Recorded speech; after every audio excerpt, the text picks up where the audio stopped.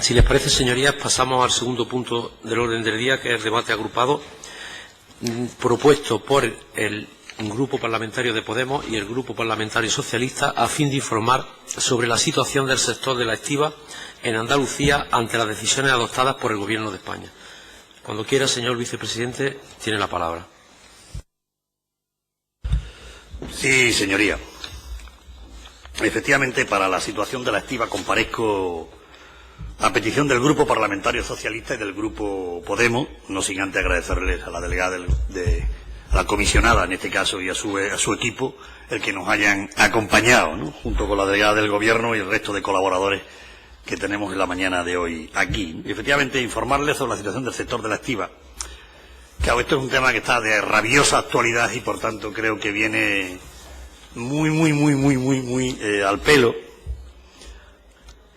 para poder acompasar lo que significa la representación de nuestros diputados y diputadas con lo que también ocurre en los servicios públicos. Por tanto, yo creo que el modelo de gestión de la estiba vigente desde 2010, modificado, en el que fue un ejemplo, en mi opinión, de acuerdo, de consenso, del que se estableció con bastante buen acuerdo, que contribuyó a la estabilidad del sistema, de manera significativa a la paz social, que hubo una ley que también reformó el régimen jurídico de los estibadores, que logró una mayor competencia del sector a través de las agrupaciones portuarias de intereses económicos, las APIE, y las sociedades estatales de estiba y desestiba por sociedades anónimas. Se crean por aquel entonces la Sociedad Anónima de Gestión de Estibadores Portuarios, la SAGEP, en cada autoridad portuaria, conformada por empresas estibadoras como accionistas. Fue en ese momento cuando los trabajadores que pertenecían a las plantillas de las APIE que hablaba antes pasan a integrarse con los mismos derechos y obligaciones anteriores en las plantillas de las correspondientes SAGEP.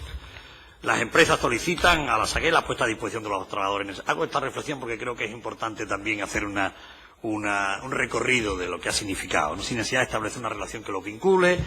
Demanda de los servicios es alta, se requiere la subcontratación de personal. De esta forma, las propias SAGEP se hacen cargo del cumplimiento de las obligaciones salariales y de seguridad social en relación con los trabajadores, que así como de la aportación al menos del 1% de su masa salarial a la formación continua de sus trabajadores. Tras la aprobación de esta norma, contó en noviembre con un amplio consenso social y político. La Comisión Europea, esto fue en el 11, la Comisión Europea dirigió al Gobierno de España a partir de ahí un requerimiento advirtiendo de la necesidad de modificación. En este requerimiento el procedimiento siguió su curso hasta que en diciembre de 2014, el Tribunal de Justicia de la Unión Europea condena al Reino de España por considerar que el régimen legal en el que se desenvuelve el servicio portuario de manipulación de mercancías contraviene el artículo 49 Tratado de Funcionamiento de la Unión Europea, al imponer a las empresas que deseen desarrollar la actividad las siguientes obligaciones. Por un lado, participar en el capital de una sociedad anónima de gestión, la que hablábamos antes, la SAGEP, y por otro, contratar con carácter prioritario a trabajadores puestos a disposición por dicha sociedad anónima. Según la Unión Europea, estas medidas podrían actuar como disuasorias de la decisión de otras empresas de los Estados miembros de radicarse en los puertos españoles y, por consiguiente, atentar contra eso que se llama la libertad de establecimiento consagrada, como digo, en el artículo 49 del Tratado. Junto a esta está pendiente, como saben, que recaiga en un breve plazo una segunda sentencia del Tribunal de Justicia de la Unión Europea que, de producirse antes de que en España haya modificado su legislación en el sentido expresado, dará lugar a sanciones que incluyen, entre otras, lo que ustedes conocen de eso que actualmente tan celebrado está, de la multa famosa por cada día de incumplimiento. Multa que se sumará también a una sanción de elevada cuantía que ya acumula España por no haber cumplido en estos años con la sentencia ya recaída, según ha indicado el propio ministro de Fomento, y por tanto por no haber cumplido durante estos últimos años. Dado que la sentencia es ya de aplicación, pues el derecho comunitario prevalece sobre el derecho de los Estados miembros. El cumplimiento de la misma, y eso lo hemos repetido por activa y por pasiva, el cumplimiento de la misma es obligada e inevitable para nuestro país. Sin embargo, lo que ha ocurrido para llevarla a cabo, para cumplirla, para modificar la legislación, en aquellos aspectos que contravenía con la normativa de libre mercado, en mi opinión, no ha sido adecuadamente desarrollada por el Gobierno central, porque desde finales de 2011 ha habido esta oportunidad, ¿no? Yo creo que ha habido un amplio margen de maniobra durante todo este tiempo para establecer una solución pactada o consensuada social y políticamente. Todo apunta a que durante los últimos 5 años ha habido una situación de inanición y se ha soslayado el conflicto hasta que el conflicto ha estallado en las mismas puertas de los tiempos que estaban estipulados. Creo que el decreto que el Consejo de Ministros aprobó el 24 de febrero, liberalizando la contratación en el ámbito del servicio portuario de manipulación de mercancías, sin contar con el acuerdo previo del sector, así como tampoco con el apoyo político necesario para validar y refrendar esta iniciativa, tal como pudimos constatar durante su votación en el Congreso de los Diputados el pasado jueves 16, pone claramente de manifiesto esa situación de no dinamización y de no trabajo en ese momento. Este rechazo del decreto de reforma de la activa muestra la incapacidad, en mi opinión, y la falta de previsión. Juan Pedro, un momento, por ahí. Y la falta de previsión de España, del Gobierno de España, para dar respuesta a una situación complicada y difícil, además de suponer un hecho, en mi opinión, histórico, pues desde 1979, salvo un error de votación en 2006, es la primera vez que el Congreso de los Diputados no aprueba un decreto del Gobierno.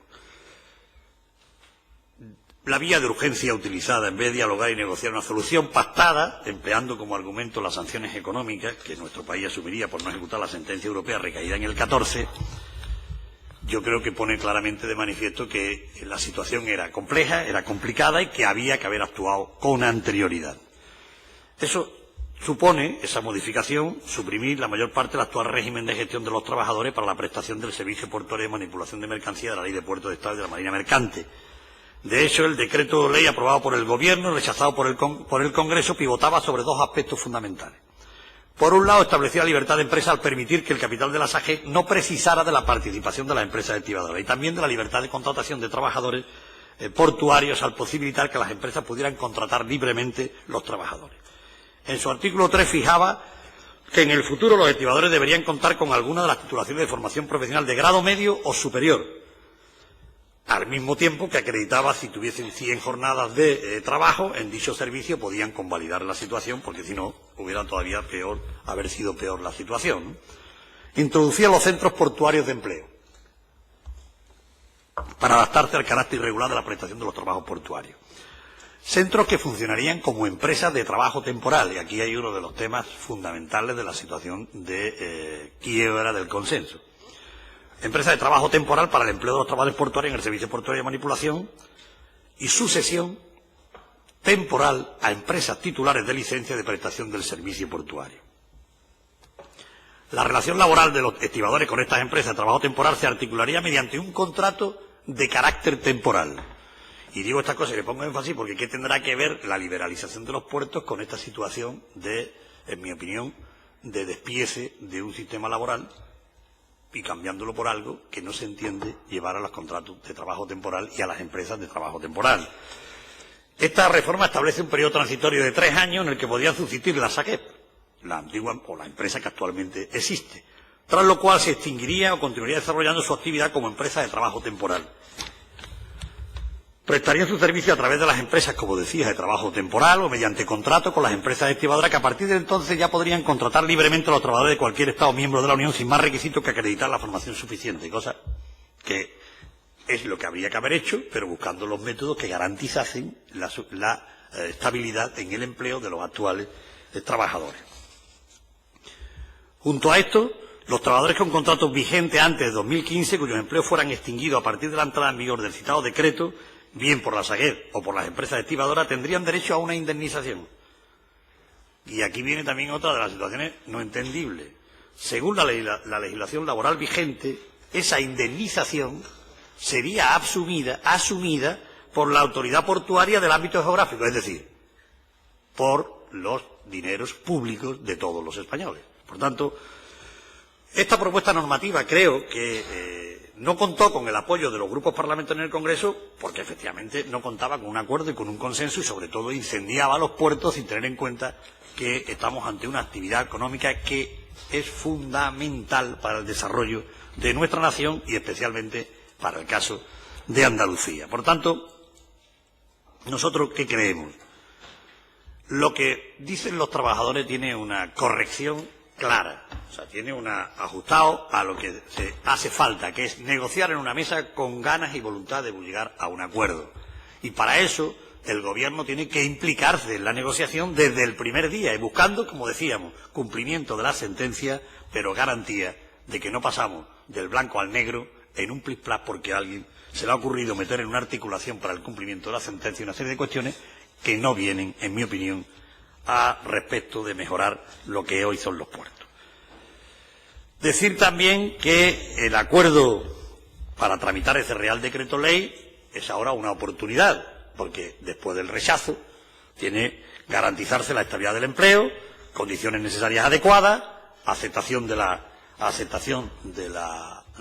sentencia, que en el caso de Algeciras, decir que de los 6.000 y pico de trabajadores en la estiba en España hay 1.800 que son justamente los del puerto de Algeciras, donde además la situación es delicada, pues porque es un puerto de tránsito. Los puertos de tránsito, que no tienen una labor industrial detrás, caso de otros puertos de España, provocan que ante cualquier incertidumbre en lo laboral o cualquier incertidumbre que ponga en riesgo el trabajo que se realiza diariamente, buscan otros puertos y después es difícil que puedan volver. Por tanto, yo creo que este es un sector clave para la competitividad que necesita ser cuidado con mucho cariño y no porque alguien haya llegado nuevo a la gestión, intente resolverlo de golpe y porrazo. Creo que hay que volver a la negociación, no dar la espalda a una demanda de los propios trabajadores y de las propias empresas, porque cuando a Europa, al tanto que se invoca a la Comisión Europea para la adecuación, se le explica que los trabajadores y las empresas quieren llegar a un acuerdo, que además en el caso de muchas de las grandes empresas de España y de Andalucía en particular, y en los ejemplos que están ahí, 46 empresas han firmado un acuerdo con los trabajadores. No se entiende, por tanto creo que es fácilmente explicable a la Unión Europea, para intentar evitar las sanciones, que la adecuación de lo que se refiere a la liberalización con la que nosotros estamos de acuerdo, del cumplimiento de la sentencia, lo que necesita es precisamente dejar que, con la participación del Gobierno implicado personalmente, buscar ese acuerdo entre empresas y los trabajadores, que seguramente permitiría un acuerdo sin ninguna duda. Creo, y con ello termino, que el Gobierno debe haber tomado nota de lo ocurrido. Y lo ocurrido tiene una gravedad importante. Es el no reconocimiento de que el Partido Popular no tiene mayoría absoluta en la Cámara y necesita, por tanto, de un esfuerzo de negociación permanente, y en un tema tan delicado para la competitividad, para el crecimiento, para el desarrollo y para la estabilidad de la labor que se desarrolla en los puertos, tan importante para la economía, necesita del consenso y del acuerdo. Y esa es la petición que el Gobierno de la Junta de Andalucía viene diciendo, porque además en el caso de Andalucía se da un agravante doble, que teniendo el principal puerto de España, tiene una imposibilidad real de crecer sacando sus mercancías por vía férrea, porque tampoco hay una inversión en la Algeciras-Bobadilla, y que hemos tenido recientemente el episodio que ustedes conocen y que tendremos oportunidad de comentar. Muchas gracias. Gracias, señor vicepresidente.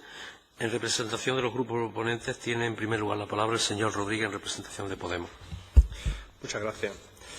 Señor vicepresidente, yo tenía ganas de escucharle porque, bueno, quería saber la opinión y el tipo de iniciativas que desde el Gobierno se quieren llevar a cabo dentro del marco legal, que son escasas, pero bueno, también por la posición que usted ocupa en el Gobierno y por las características propias suyas, ¿no?, de solvencia y de versatilidad política, pues me interesaba hacer la discusión un poco y por lo menos escuchar qué tipo de iniciativas, si va a haber una actitud proactiva o no por parte del Gobierno para consolidar lo que fue la posición que salió en el Congreso de los Diputados la semana anterior, y para consolidar el mandato del Parlamento andaluz, que yo creo que también fue explícito en el apoyo al sector y a los trabajadores. Yo creo que a esta altura de la vida las casualidades, bueno, sí, es verdad que de 2014 hasta 2017 puede haber un ejercicio de incompetencia. Puede ser, sí. No sería la primera vez, pero que hayamos estirado tanto los plazos al final, pues a mí me da la impresión de que la incompetencia al final se puede combinar con un puntito de mala leche y de intentar aprovechar lo que va a ser la presión social cuando se acerquen las multas para ir más allá en la interpretación de la normativa de la Unión Europea. Es decir, aprovechar el contexto para seguir con una senda de pulverización de los derechos laborales en este país y de las conquistas sociales. Yo creo que ahí es donde está el problema y ahí es donde hay que poner una muralla. Y yo le pediría al Gobierno andaluz que fuera una muralla, al menos a nivel simbólico, y que se pudieran estudiar todas las competencias que se dieran en el marco normativo, pues para que el Gobierno andaluz también actuara, ya digo, en defensa del sector, porque me parece que el sector va a quedar muy tocado. Hay elementos que no han salido en la discusión pública y tienen que ver también cómo con algunos fondos de inversiones también empiezan a planear por encima del sector de la estiba, y yo creo que en este país ya hemos visto los resultados de la economía de casino y de ciertas operaciones financieras. Y creo que además yo creo que hay una cosa que es evidente, que tiene que ver con la formación. Hay que decir que en la estiba el coste laboral, en el resultado total de los costes, tiene un impacto muy menor, tiene un impacto mucho mayor que los barcos estén en los diques mucho tiempo, es decir, que el tiempo al final de la labor de la estiba es el que pesa en el coste final, y que defender a los puertos de este país pasa por defender a los trabajadores y su estabilidad y su formación. Dicho esto, yo creo que con el Partido Popular hay poco que hablar, más allá de tres cuestiones que yo planteé el otro día en el Parlamento, en la proposición no de ley, que es que no puede haber, que es indignante, que es repugnante que haya una propuesta de dinero público para indemnizar a trabajadores y introducir la precariedad en una interpretación de la norma que va mucho más allá de lo que la norma dice. Me parece que esa propuesta no debería haber estado nunca encima de la mesa, que nunca se debería haber propuesto ni siquiera públicamente que se va a utilizar dinero público para prejubilaciones en un sector que crea empleo, y que no se debe poner dinero público para favorecer operaciones especulativas sobre el sector. Yo creo que ese tipo de cosas deberían estar fuera de la discusión pública. Pero bueno, yo creo que se van a acercar tiempos difíciles. Yo creo que el Partido Popular va a colocar de nuevo en una diana a los sectores de la estiba. El otro día escuché a un joven portavoz del Partido Popular en un programa de televisión hablar de que a los diputados del Congreso no les costaba nada de su bolsillo votar en contra del decreto, porque no iban a pagar las multas de su bolsillo. Celebro la extraordinaria capacidad que tienen de ahorro los diputados del Partido Popular para pagar de su bolsillo los rescates bancarios, los rescates de las autopistas. Creo que alguna vez deberíamos sustituir algunas de estas comisiones por un taller de ahorro o algo así, similar. Pero bueno, como me parece que la cosa es seria, yo preferiría que ese tipo de argumentos no se plantearan encima de la mesa, porque creo que dan un poco de vergüenza. Es decir, lo digo de verdad, lo que está en juego es el pan de muchas familias y la estabilidad laboral ganada a base también de sacrificio y de tesón y de lucha de la gente, que en este país tiene que significar algo. Quiero decir que yo le pediría al Partido Socialista y al Gobierno que no cediera un ápice en el tipo de votación que se produjo la semana pasada, tanto en el Congreso de los Diputados como en el Parlamento andaluz. Rogaría que no hubiera ninguna concesión, porque lo que nos estamos jugando es mucho. Yo no comparto cómo el Partido Socialista en otros momentos, en otras épocas, ha gestionado eso que se llamaba reorganizaciones, reconversiones de sectores, lo digo francamente, es decir, es una cosa que me separa profundamente del Partido Socialista, pero espero que aquí estemos de acuerdo y que no haya fisuras en esto. Y tengo que decir que no tengo ningún tipo de confianza en la posición de Ciudadanos, lo digo claramente también. Es decir, que el tipo de ambigüedad con el que se mueven los discursos ciudadanos, pues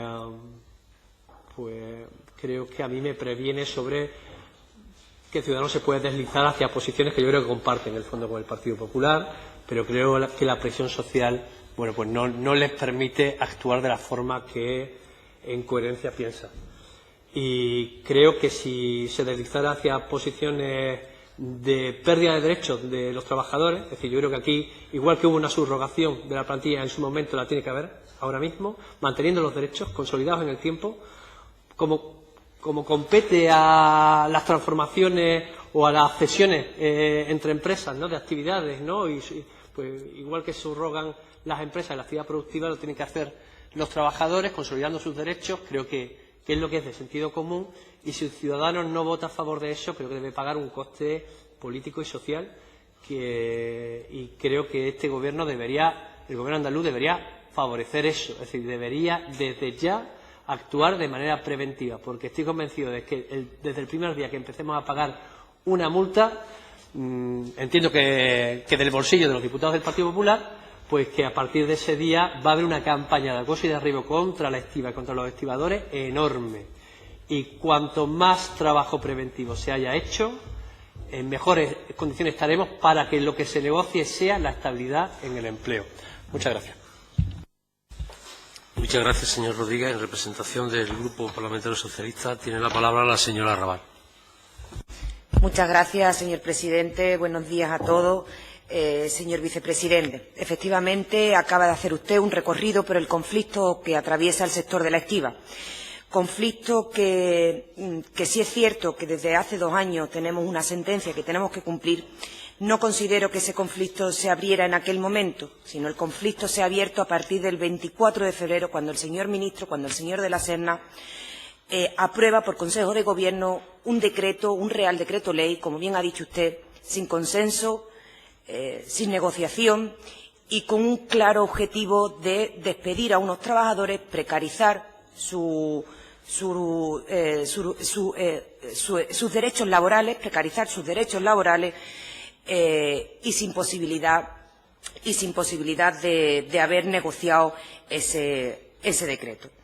Decreto que sí es verdad que a día de hoy es agua pasada, después de la derogación que sufrió la pasada semana, el pasado 16 de marzo, en el Congreso.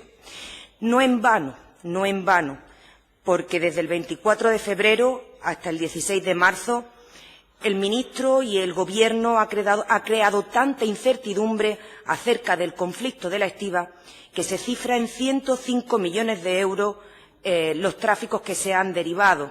O sea, ha costado 105 millones de euros la decisión del señor de la Serna de pasar por Consejo de Ministros un decreto sin consenso. Nuestra postura, nuestro compromiso, el compromiso de nuestra presidenta, de la presidenta de la Junta de Andalucía con el sector de la estiba, ha sido, es y será por el consenso, por la negociación, por el mantenimiento de los puestos de trabajo. Ha sido fundamental, y todos lo sabemos, ha sido fundamental en la correlación de hechos que hoy vivimos y que hemos vivido, que hoy vivimos y que viviremos. Miren ustedes, señorías, trabajadores indefinidos de empresas privadas desde el año 2003, puestos en el punto de mira del señor de la Serna y de su equipo, o sea, del Ministerio de Fomento, con una descarada maniobra de precarizar sus empleos, con una única intención de abaratar costes, pero pretenden abaratar costes a costa de los profesionales, para favorecer a empresas, a multinacionales y a los fondos de inversión, no para cumplir una sentencia. Ahora, en esta semana, se ha abierto un nuevo espacio para el diálogo a 3 bandas, para el consenso, con un único propósito, y es el de avanzar para alcanzar un acuerdo que satisfaga a todas las partes. Pero en este espacio no cabe ni la imposición ni la intransigencia, que ya conocemos ese camino, que es un callejón sin salida. No se puede abrir un espacio de diálogo bloqueado por el señor de la Serna, que no está sentado en la mesa, pero que a través de los medios repite una mentira una y otra vez, como si así pudiera convertirse en una verdad. Me refiero a las limitaciones de incluir en el decreto, en el Real Decreto Ley, la subrogación de los trabajadores. Como escudo, la Comisión, como excusa, la Comisión Europea. Miren ustedes, claro que hay margen. Si se puede incluir en un Real Decreto Ley el despido de trabajadores de empresas privadas, si se puede incluir en el Real Decreto Ley que se pague con dinero público los 350 millones de euros de indemnizaciones, más los 225 de prejubilaciones, claro que hay margen para recoger la subrogación. El resto de países que han adaptado sus normativas a las exigencias europeas lo han incluido la subrogación, han incluido un registro de trabajadores. ¿Por qué España no? El Reglamento Europeo 2017/352 de 15 de febrero, en su artículo 9, habla del mantenimiento de los derechos de los trabajadores. Claro que hay margen. Dos cosas muy claras. La primera, este grupo aboga por el consenso y por el diálogo y cree en él como la única vía para solucionar este conflicto. Y el segundo punto importantísimo, este grupo, como ya lo hemos dicho, considera imprescindible la garantía de los puestos de trabajo, y ello es posible incluyéndolo en el Real Decreto Ley, la subrogación o el registro de los trabajadores. El lunes pasado hubo una primera reunión y ahora mismo, en estos momentos, se está celebrando otra. En esa primera reunión, a tres bandas, se acercaron posturas, se presentaron propuestas. La propuesta del Gobierno, si bien es cierto, no garantiza el empleo, no garantiza el 100% del mantenimiento de los puestos de trabajo, porque la patronal, ANESCO, no tiene capacidad para obligar a sus asociados a subrogar a los trabajadores. Es una trampa del señor de la Serna. Es una propuesta clara por el despido libre. Con respecto a las prejubilaciones, el sector quiere trabajar y quiere futuro. No quiere prejubilaciones, pero bien está. Ahí está la propuesta por si alguien se quiere acoger.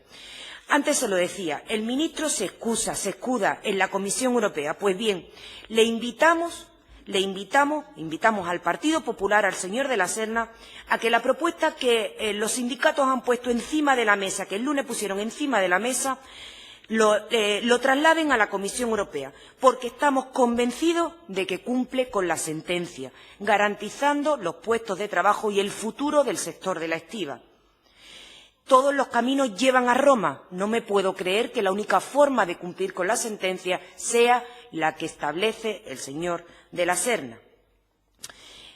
La competitividad no está reñida con la competitividad de nuestros puertos no está reñida con el trabajo, con los trabajadores que son los que hacen competitivos realmente nuestros puertos. Miren ustedes, el coste del traslado de un contenedor desde que sale de origen hasta que llega a su punto de destino puede ser, dependiendo del destino, pero he cogido una cifra media, puede ser de unos 800 euros, ¿vale? ¿Saben ustedes cuál es el coste de personal? Un 4%. Un 4% de esos 800 euros. Ustedes me van a decir a mí que el problema de la competitividad de nuestros puertos, es el coste de personal. Eso no se lo cree nadie. No se lo cree nadie. La cantinela de la multa. La cantinela de la multa ya está bien, ya está bien. El señor vicepresidente lo ha dicho en su intervención. Los 22 millones de euros han sido consecuencia de la inacción del Gobierno del Partido Popular. Al igual que los 105 millones de euros que se han perdido por el conflicto que ellos han creado y por la incertidumbre que han creado en las empresas. Al igual que el rescate de las autopistas, miren ustedes, 5.000 millones de euros. Y al igual que el rescate de la banca, 60.718 millones de euros. Tenemos también pendiente las Algeciras Bobadilla, que hemos escuchado a la presidenta decir que ya está bien, que Andalucía existe, que no nos obvien más. El Partido Popular tiene que abrir los ojos y mirar un poquito más allá, que Andalucía existe, que dejen de hacernos daño, que dejen de hacernos daño. Soy algecireña y mi ciudad alberga el primer puerto de España, el cuarto de Europa. Las campañas de difamación que el Partido Popular está extendiendo entre la ciudadanía contra el sector de la estiba ya no vale. Miren ustedes, señorías, lo vivo en primera persona. Cada vez el ciudadano tiene más conocimiento de todo lo que está pasando en el sector de la estiba y cada vez tiene más apoyos el sector de la estiba. Así que hagan ustedes el favor de recapacitar, hagan ustedes el favor de negociar, si todos esperamos que estas negociaciones surtan efecto y sean fructíferas por el bien de la economía de nuestro país, del sector y de todo. Esperemos que las negociaciones lleguen a buen puerto, nunca mejor dicho, lo antes posible, con garantías para todos. Muchas gracias. Gracias, señora Raval. En nombre del Grupo Ciudadanos tiene la palabra el señor Díaz. Gracias, señor presidente. Gracias, señor vicepresidente, por las informaciones sobre los posicionamientos de la Junta. Bueno, quería dejar algo muy claro, lo digo porque el portavoz de Podemos se ha referido expresamente a mi formación política. En primer lugar, decir que la abstención de Ciudadanos provocó que el Gobierno pasara de su posición inmovilista a dialogar con todos, que es lo que tenía que haber hecho al principio. Dialogar con las fuerzas políticas, saber contar escaños, que parece que no lo sabe, y por primera vez pues se le da para atrás la convalidación de un decreto en el Congreso. Quiero recordar que también pasó aquí en el Parlamento. Es obvio que esta nueva situación de que no hay mayoría absoluta obliga a replantearse todo el mundo su comportamiento político y las negociaciones y diálogo entre los partidos. Es evidente que este nuevo tiempo político en el que estamos está claro que es terreno abonado para que este buen camino se siga. Diciendo esto, quiero decirle al representante de Podemos que tenga confianza, porque Ciudadanos siempre cumple la ley. Es muy fácil decir que se hagan cosas, pero luego no tener muy claro qué se hace con la ley. Nosotros tenemos muy claro que somos europeístas convencidos. Hay una jerarquía normativa, se ha referido también el vicepresidente a ello, y obviamente hay que cumplir con la ley, pero hay muchas formas de cumplir con la ley. Y hay que también saber contar escaños. Si alguien ha favorecido que haya estabilidad en este país, se ha mojado y no ha permanecido en el tacticismo electoral, ha sido Ciudadanos. Eso ha quedado muy claro. Tuvieron ustedes la oportunidad, ustedes le piden al Grupo Socialista, cuando Ciudadanos llegó a un acuerdo con el entonces posible presidenciable Pedro Sánchez, de haber negociado y no haberse parapetado detrás de posiciones totalmente tacticistas, ¿no? Ahora le piden ustedes un partido que pudieron hacerlo gobernar lo que otro hace que está gobernando ahora, ¿no? Es un poco una incongruencia del populismo, ¿no? Pero es nuestro punto de vista. Bueno, pues se ha favorecido el diálogo, ha habido un diálogo a 3, hoy lo hay a 2, mañana expira el plazo. Nosotros, lógicamente, estamos en el cumplimiento de la ley y, como no puede ser de otra manera, es evidente que el sector tiene que cambiar, pero es evidente que no dotar de seguridad y dotar de precariedad a los estibadores no es el camino. El que no haya diálogo con ellos, con los sindicatos y con la patronal, tampoco era el camino, y Ciudadanos, como dijimos, está a la espera de que culminen esas negociaciones. Estamos convencidos de que van a estar hasta el último minuto negociando y que de ahí puede salir una solución que realmente pueda ser factible después del diálogo y la negociación que no hubo antes, de que pudiera ser una solución buena o la mejor de las soluciones posibles para el problema que tenemos con la estiba, fruto también, y lo ha dicho el vicepresidente, de que se ha incendiado, nosotros también entendemos que ha sido así, innecesariamente, sin diálogo y sin negociación, los puertos, y singularmente en Andalucía tenemos varios puertos, el puerto de Algeciras, que por su característica de puerto fundamentalmente de tránsito, pues lo que nos provoca es un problema muy grande. Por lo tanto, Ciudadanos confía en la negociación y en el diálogo, como no puede ser de otra manera, y no le gustó cómo el Gobierno llevó el decreto, y por eso fue fundamental en que el decreto no se convalidara. Gracias. Gracias, señor Díaz. Señorías, si me permiten, hay convocado un minuto de silencio con motivo de los atentados de ayer de la ciudad de Londres. Bajamos, si les parece, interrumpimos, y a la vuelta, señor Romero, le cedo la palabra. Muchas gracias.